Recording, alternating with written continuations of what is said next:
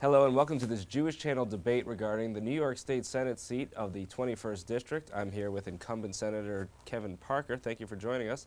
Mindy Meyer, who's a candidate, is not here. She has not responded to repeated inquiries for an opportunity to appear at this debate. Kevin Parker, so starting, we gave you an option to list a series of issues that you felt were most important. Some of those, when we look at Mindy Meyer's campaign website, she also has as some of her top 5 issues.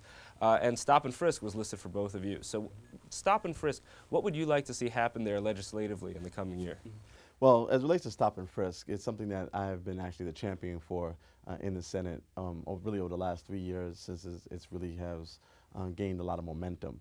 Currently, the New York City Police Department under Mayor Bloomberg has this policy of essentially stopping and frisking kind of random people and really under the pretense of getting guns off the street. The problem is that we're finding that there's a lot of racial discrimination as relates to the policy. And so that a large number of the people chosen for stopping and frisking are Black and Latino. Yes, in fact, 77% of everyone stopped in the entire city is Black and Latino, primarily young men between 14 and 25. In fact, and so when you look at the most recent studies, these are not my numbers, these are numbers that come from the New York City Police Department. There's been actually 2 reports on it, one by Andrew Cuomo when he was the Attorney General, and most recently by Eric Schneiderman as the State Attorney General as well. And their reports are consistent in terms of the number of people stopped. There's 2 parts that are actually disturbing about the policy. One of which is that even in areas like you'll take Chelsea, where 90% of the people who live in the community are white, over 70% of the people who are stopped are still Black and Latino. Second thing that's really problematic about it is that we're only finding a gun 1 out of every 612 times that we stop people. So you've violated the rights of 611 people before you found the gun. And this doesn't seem like effective or efficient police work, and there's certainly, I think better ways to do this. Last point on this is that it undermines community policing. That if you're stopping and frisking people and harassing folks who have not committed a crime, then when somebody has actually committed a crime and you need help from the community to actually find them, you've undermined your relationships, and now someone who might have helped you is now reticent to do that. And so legislatively, what are you proposing? What exactly would you like to see happen regarding that? Actually, I've written a couple of pieces of legislation that actually deal with this. I'm hoping that we'll get them passed in the coming legislative session. The first is to create a independent inspector general for the New York City Police Department. As we sit here today, Stephen, every single New York City agency, from the Department of Education to Department of Cultural Affairs, has an independent inspector general that oversees their policies and procedures. The New York City Police Department is the only agency that does not have an independent inspector general. They do have a Department of Internal Affairs. Right, but Internal Affairs actually looks at only corruption for individual police officers. It does not have the authority to look at the practice and the policies of the entire from the commissioner level. Right, and it's not independent, right? The people who do internal affairs are actually police officers, and they're responsive to the commissioner. Right. There's also the Citizen Review Board. The Citizen Review Board actually, again, looks at individual cases, does not look at policies and practices. And so we needed something, and the issue of, we're not, those of us who are against stop and frisk are not saying that the individual police officers are doing anything wrong. They're actually doing their jobs, right? And we're not saying, and we're not against the police. We're saying that this is not the right way to police, that the policy and the practice of the police department is actually incorrect. And that actually is looking at what the mayor has decided and what the police commissioner has decided, and I'm saying there's no oversight for them. And every other agency has that oversight. We need that oversight for the New York City Police Department. And what's the second piece of legislation? The second piece of legislation actually would look at specifically the notion of intelligence, because this is a problem, that's related also to what we've seen in terms of the illegal surveillance of Muslims. And all of us are concerned about, terrorism. I have lost, just like I'm sure people in this room have lost people, during 9/11 and concerned about terrorist acts. We ought to understand the difference between, being safe and, what is constitutionally, on the line. And I think that some of the things that we've done incorrect that. So we've actually suggested that there actually be a statewide inspector general that oversees the policies and practices of every single police force in the state as it relates to intelligence, to see how are police departments carrying out intelligence work and what's happening with that information. Because most of the people that the police department actually have gone after, with their illegal surveillance of Muslims actually have been United States citizens, right? So we're not talking about people who are, out of the, we're not even talking about people who own green cards or people who are foreigners. We're talking about United States citizens who just happen to be Muslim. And they haven't developed one significant lead that has led to one, to the stop of one major crime. And so you've done all of this, surveillance, you've violated all these people's rights, and we've gotten no, result from it. And for both of these issues on stop and frisk and surveilling of Muslims by the NYPD, why do you feel that these are issues best remedied by legislative solutions as opposed to letting the courts decide? Well, first of all, the courts only decide if there's actually a disagreement about the policy and the procedure. So it would take a court action. So the courts don't Well, have. if someone were to sue that the rights had been violated. Right, but then the courts don't have an affirmative process for dealing with these issues. They're actually an agency of last resort, right? These really should be resolved between the executives and the legislature, right? And I have a district, the 21st Senatorial District, which I'm running for re-election in, is a very diverse district. It's right now 307,000 people. It's by and large Caribbean immigrants. It's very significant Jewish population, and I represent the largest Pakistani community outside of Pakistan in the world, primarily which are Muslim, right? And so like, I always say I love my district. It looks like Brooklyn, it looks like New York, it looks like America. But everybody deserves protection. And it's my job as the legislative representative to make sure that people's rights are violated. And again, what I want to remind people is of two things. One of which is that these kind of surveillance becomes a slippery slope, right? If you do it to Muslims, then you could do it to somebody else. You could do it to African Americans, you could do it to Latinos, you could do it to Jews, and then we have history about where these things can lead to, especially in the hands of the wrong people, right? Even if you like the current mayor, he will not be mayor forever. Even if you like the current police commissioner, he will not be police commissioner forever. Even if you like your current senator, unfortunately, I will not be senator forever, all right? But, and so you have to create policies and precedent that can last you throughout time.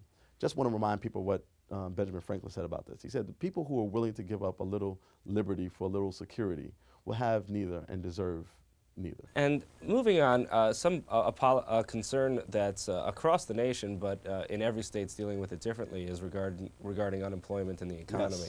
Yes. What are some specific measures that you think you would like to see taken on the issue of unemployment here in New York State? Well, I've actually been a leader in the New York State Senate on this issue for a long time, particularly as the ranking member on energy and telecommunications.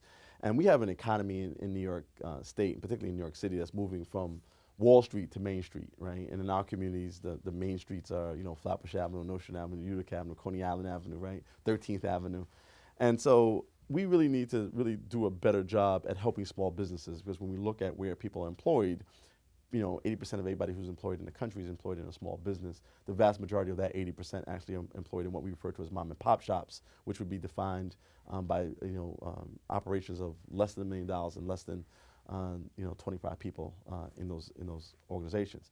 And so we need to encourage those. And so I have a number of bills that actually would help create tax incentives to help small businesses. One of the things I'm actually really proud of, probably my biggest accomplishment, is bringing a small business development center to Brooklyn College, which is right in the heart of my community. It's actually the largest institution in my district. And so, because when we look at small businesses have two problems. One, access to capital. Two, access to technical assistance. We have people in our community who know how to cook food but don't know how to run restaurants. People who can build this chair but don't know how to sell furniture. And the Small Business Development Center actually helps people do both of those things. And so, more programs like that we want to do. We want to get more access to capital, expanding, micro revolving loan programs and those kind of things are the kind of programs that we're going to continue to do in the state. That's going to be important. But again, as related to my role in the Energy and Telecom Committee, we really want to get people involved in alternative energy. I actually chair also the Democratic Task Force on Alternative Energy. And when we look at where jobs are going to be created, it's not going to be just in what we refer to as the fire industry, finance, insurance, real estate, but biotech, technology, and alternative energy is actually in that mix. And so, not just putting solar panels on people's houses, but making of the solar panels, talking about, tidal power. And, we're an archipelago, right? So a group of islands, right? There's water everywhere, and we ought to, and none to drink. But we ought to be, working on using that tidal power to, in fact, power our homes. And so I was happy to be one of the authors of the Green Power, the Green Collar Jobs program that we passed in the state. They used about $12 $112 million of regional greenhouse gas initiative funds to actually do renovations on people's houses to make their homes more energy efficient. And it actually does three things. It lowers their individual carbon footprints, which is important. It actually lowers the individual bills of those people, and it actually creates jobs. And so we really need to do things that go on that model and both have a societal impact, but then also create jobs.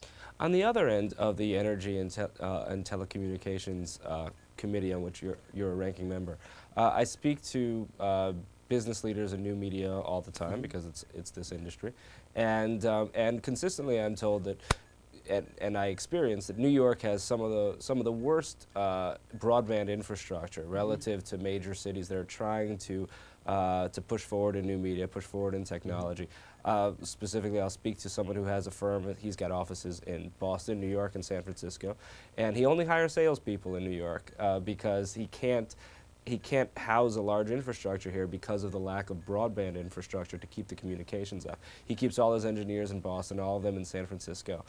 Even if they want to come to New York, he can't really hire them here. Right. So what kinds of initiatives do you think could be put in place to increase broadband access for business and for consumers here in New York City? Steve, that's a great question. And actually, I've served also on the task force for broadband accessibility for the state of New York, and we've had a lot of conversations about this. Part of the problem that we're dealing with, and relative to a lot of other states, particularly those in the area, we're actually a large state, right? We're really the largest state in the Northeast, both by geography and by population, right? With about 20 million people living in the state of New York, and so we're trying to hit the city. And I agree with you, we're not where we should be, but the city's better than many places upstate. So when you get around the state and start seeing where broadband access is very, very difficult, particularly in some of the more rural areas. And so I mean we're kind of dealing with that. That's one of the things I really want to kind of deal with in the upcoming session. In particular, figuring out how do we create economic incentives. Some of those things we thought were going to get resolved by the stimulus package, because there actually was a significant amount of infrastructure money in the stimulus bill that President Obama did 3 years ago. But it didn't pan out in New York the way we thought it would, and so we're kind of back at that conversation and figuring out kind of where are the cold spots and how do we create them hot spots. And so part of what I like to do with you post this off camera is have a conversation about that, figure out some places that we need to work in, and make that happen, because certainly when you talk about new media, that's certainly one of the places that our economy is growing, and to the degree that we can help facilitate that, that's what the role of government is. And what do you think differentiates New York from Boston and San Francisco, and that these other cities, Chicago, that these other cities are able to develop significant broadband infrastructure while New York cannot? Like I said, some of it is scale, right? I mean, New York is significantly, Brooklyn is larger than Boston. Right. So just doing Brooklyn, if you just provided broadband in Brooklyn, you would have provided more broadband than both Boston and all the surrounding areas, right? And so a lot of it, like I said, is just scale, both geographically and population-wise. But that's not an excuse. We need to do better, and I think in the coming term, it's one of the things that's on my agenda. But we need to get it on the agenda of the governor as well. An item on Ms. Meyer's agenda has been school choice. This is something that we hear about a lot, particularly from the Orthodox Jewish communities, but I think also from more communities by and large that do just choose private schooling, whether Catholic communities or other. And we hear the arguments go back and forth as to whether vouchers are something that should be applied, whether transportation funding is something that should be provided more directly to families to choose their transportation options, or what to do with that funding. What is your agenda on school choice, and what would you like to see done for students who are choosing private school? Well, we already have school choice, particularly in New York City, but in the state of New York, we have a lot of school choice, and in fact, we were able to actually acquire $770 million from the federal government in Race to the Top funding. Because of our ability to have policies in the state that encourage a number of innovations, but particularly choice in our schools. So we actually already have that. Particularly as it relates to vouchers, I haven't been supportive of vouchers because I think that they don't work in the way that we need them to work. I think that what we ought to be doing, particularly in Orthodox communities, where I think this is a bigger problem than the Jewish community broadly. You know, one of the things representing Borough Park, I recognize that the communities are very, they're not homogeneous at all.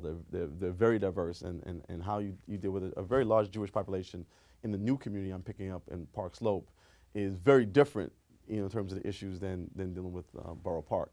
But as you talk about particularly the ultra-Orthodox community and what needs to be done, like with yeshivas and things, is a lot more negotiation between those specific yeshiva groups and I think the state ed department.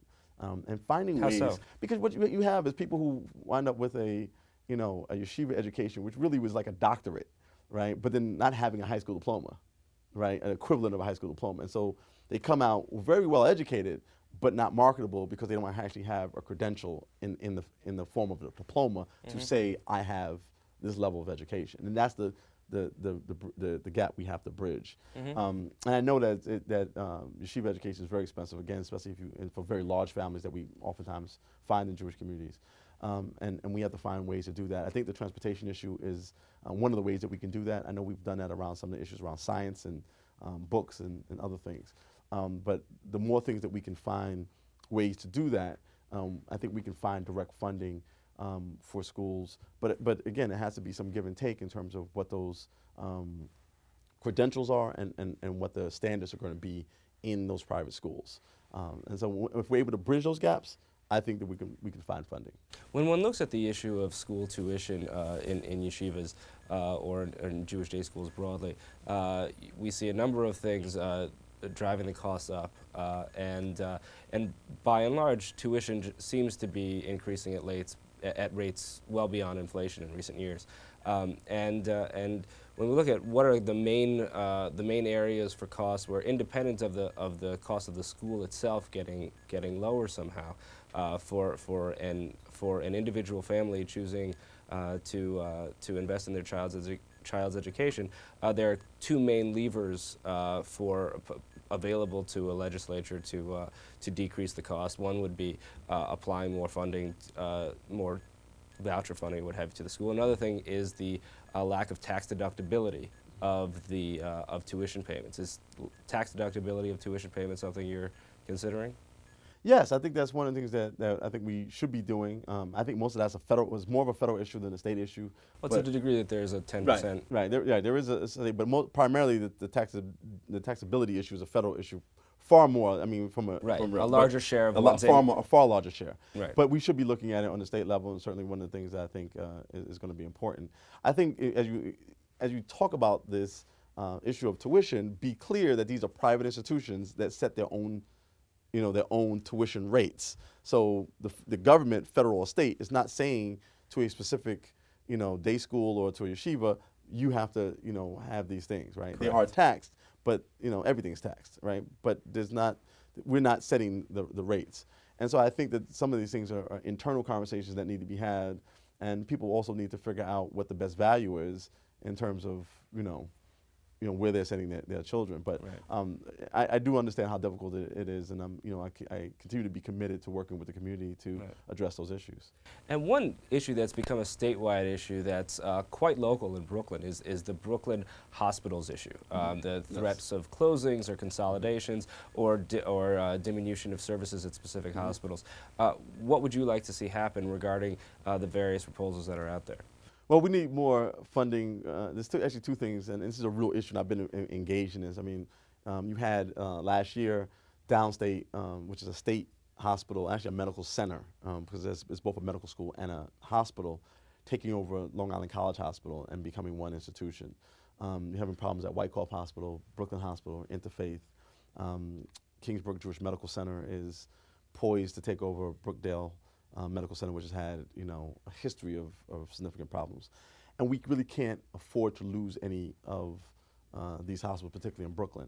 And so really it comes from two problems. One of which is that you have very good specialized hospitals in Manhattan that are essentially siphoning the sexy procedures out from the boroughs. So if you, again, God forbid you have cancer, where are you going? Sloan Kettering, right, here in Manhattan. If you're having a big procedure, you're probably going to Columbia Presby or someplace, right, or Cornell. And so the things that actually make money are not being done at these smaller hospitals. So they need, to figure out as a hospital community how to, in fact, increase their their Level of marketing, right? Yeah, level of and get people, right, and get specialization, people, and get people to go to their hospitals. That's part of it, and that's a market issue, right? The second piece of this is that Medicaid rates have to change, and we really are not paying a lot of these hospitals the proper Medicaid rates, and that's a state issue, something that we've been in conversation with the governor about, and certainly one of the things that we're hoping that gets done through his Medicaid. So you feel that Brooklyn hospitals are being discriminated against on Medicaid payments relative to Manhattan I hospitals? don't know if it's discrimination. I'm just saying that their Medicaid rates have not kept up with the changes. But are you saying that specifically for these hospitals, Correct. not hospitals across the state, specifically these hospitals, These hospitals have been getting lower specific, payments? yes. Yeah. I haven't looked at every single hospital. I'm a Brooklyn legislator, so I've been trying to play in my own sandbox, and so I've looked at those. But I know that it's in fact the case for a number of hospitals around the city, if not around the state. But specifically in Brooklyn, I can speak for an absolute certainty that the Medicaid rate is far lower than what it needs to be and what it should be, the reimbursement rate. And so if we can get those reimbursement rates up to par, that would actually create a greater level of economic security that would then allow these hospitals to operate in a much better fashion. The other piece of this too that's happening, and we just got to be clear about this. Technology has gotten better in medicine and everything else, and you just don't need as many hospital beds. And it's an ugly reality, and it's something that we're going to have to right size as we go along. But because of both the increase in technology and the HMOs and what the HMOs are requirements, so a woman having a baby is not spending a week in the hospital anymore, right? She has a baby on Friday, she's back to work on Monday. Like the hospital's just not paying to allow people to stay in the hospital that long, and so that has freed up a number of beds, and so you have some of these large facilities that are essentially paying for buildings that are not being used in the way that they might have been used before. And so we either need to repurpose, downsize, right size, but we have to figure out those mixes out. And for these various fixes that you're proposing for Brooklyn hospitals, what is the total estimated cost? I don't have a aggregate number of every single hospital. I can tell you now that we're dealing with a 2-year problem at Brooklyn Hospital, at Downstate and Litch of about $130 million. That's just for 2 years, right? And so you have, and that's really 2 hospitals. So if you kind of break that down, you may be talking about almost $50,000 a hospital. $50 million a hospital. But there's significant shortfalls in almost every single one of these hospitals because of the kind of patients they're taking, and then how much the procedures are costing, and the gap in between what it costs to actually service those people. And you believe the state should essentially be coming in and providing that 130 No, I'm not saying that. I'm saying that there has to be some right sizing. I'm saying there has to be some corrections, but we can't afford to lose all these hospital beds. Is my point. We can't have all these hospitals just shut down or go out of business. And some of that is going to be creating medical cooperatives, where some of these hospitals are going to stop being independent and join into consortiums in which they can create economies of scale for themselves. And the final issue we'll talk about today is also related to the economy, that you're proponents of an increase in the state minimum wage to, is it $8.15? Well, $8.50. $8.50. Is one of them. Well, and that's just a particular proposal. I mean, there's a number of proposals out there. It really should be about $12. I mean, I think there's one that's saying $8.50. There's another one at $9.50. I mean, I wouldn't scoff at any of them. Certainly we have not kept up in the state of New York at this point with what the cost of living is, and particularly in New York City. And frankly, if we were just doing one, really we ought to have 2 bills. There ought to be a living wage bill for New York City that raises the rate, significantly, probably to $12 or $13, and then one for the state, because obviously in some communities, if you're in Bath, New York, for instance, in the southern tier, you don't need to pay a wage of $13, but they certainly need to be making more than what they're, the 7 and change that they're making now. And so I've been very supportive, and I actually think this is going to be good for our economy, despite what some people are saying. It's actually going to help small businesses because the people who actually shop at small businesses are people who are making minimum wage, and so as you raise the wage, people have more funds to put into the economy, and more money there is in the economy, the better the economy moves. But in our current economy, we have an underutilization of the labor pool. That we have a lot of unemployment. We have a lot of people who don't get any wage at all. And we know that, broadly speaking, if you're talking about supporting the economic status of small business, that they gain far more. The overall spending is far more when someone has a job versus doesn't have a job, as opposed to receiving an incremental increase in income for someone who does have a job. Mm-hmm. There are also a number of jobs that are actually not being taken also. And part of the reason why people aren't taking the low-wage jobs is because they're low wage. And it's so low wage that you actually, in other words, if you can make more on minimum wage, if you can make more on unemployment, right, or getting, social services than you can at a minimum wage job, why would you take a minimum wage job? That's just pure economics, right? And so we really ought to have a minimum wage that makes it worth you going to work if we really want people to work. And so there's a number of low-wage jobs that people simply are not taking because it doesn't make sense for them to take them. And so that's the balance that we need to strike. But the other thing, too, is that sales in small businesses actually increase exponentially more than the marginal cost that they will incur by raising their minimum wage. All right, well, State Senator Kevin Parker, thank you for joining us for this debate with Mindy Meyer. Thank you. Toda. Bevakasha. The Jewish Channel is available on cable. Time Warner Cable Channel 528, IO Optimum Channel 291, RCN Channel 268, Bright House Channel 330, Verizon Fios Channel 900, Cox Channel 1, Frontier Communications, and now on Comcast Cable in the on-demand menu under Premium Channels. For more information, visit tjctv.com.